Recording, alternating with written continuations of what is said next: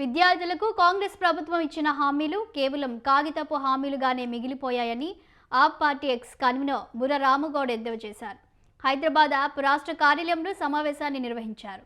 కాంగ్రెస్ ప్రభుత్వం విద్యార్థులకు ఇచ్చిన హామీలు నీటి బుడగల్లాగే మిగిలిపోయాయని విమర్శించారు. విద్యార్థులకు 5 లక్షల విద్యా భరోసా కార్డును ఏర్పాటు చేస్తామని ఇప్పటివరకు ఆ ఊసే లేదని మండిపడ్డారు. ఉన్నత విద్య చదువుతున్న బాలికలకు ఎన్నికల హామీలలో ఉచిత ఎలక్ట్రిక్ స్కూటర్లు ఇస్తామని ఆ మాటను ఎత్తకపోవడంపై సిగ్గుచేటన్నారు. కాంగ్రెస్ ప్రభుత్వం ఏదైతే పాఠశాల పునఃప్రారంభం రోజునే ఎడ్యుకేషన్ మీద మేము పూర్తి స్థాయిలో సిద్ధంగా ఉన్నామని చెప్పిన ముఖ్యమంత్రి గారు ఇప్పటికీ కూడా పాఠశాలలో పాఠ్య పుస్తకాలు అందలేదనేది తెలంగాణ వ్యాప్తంగా ఆమ్ ఆద్మీ పార్టీ నాయకులు చేసిన సర్వేలో పాఠశాలకి తీసుకొచ్చిన తీరులో బయటపడ్డ విషయాలు. 2023లో ఇచ్చిన హామీలు ఏవైతే ఉన్నాయో విద్యా భరోసా అన్నారు, విద్యా భరోసా అమలు కావట్లేదు.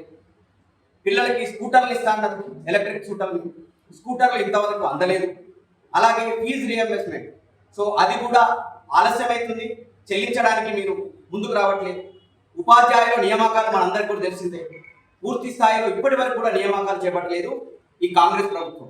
డిజిటల్ తరగతులు అందామా, అరకొర డిజిటల్ తరగతులు మొదలు పెడతామని చెప్పింది, అది కూడా అమలు కాదు. ఆర్టీఈ అమలులో ఈ కాంగ్రెస్ ప్రభుత్వం పూర్తిగా విఫలమైందని చెప్పుకోవచ్చు. ఎందుకోసం అంటే ఈరోజు ప్రైవేట్ పాఠశాలల్లో అధిక ఫీజులు 20 నుంచి 30 వరకు ఫీజులు 30% ఫీజులను పెంచి ఈరోజు ప్రైవేట్